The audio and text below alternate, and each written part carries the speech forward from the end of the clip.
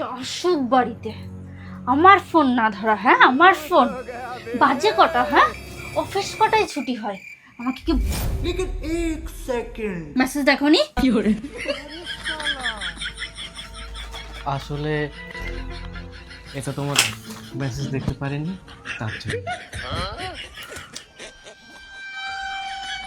তুমি ফোন করেছিলে না, ধরতে পারিনি, এটা তার জন্য। অফিসের পর বন্ধুদের সাথে একটু ঘুরতে গেছিলাম, এটা তার জন্য।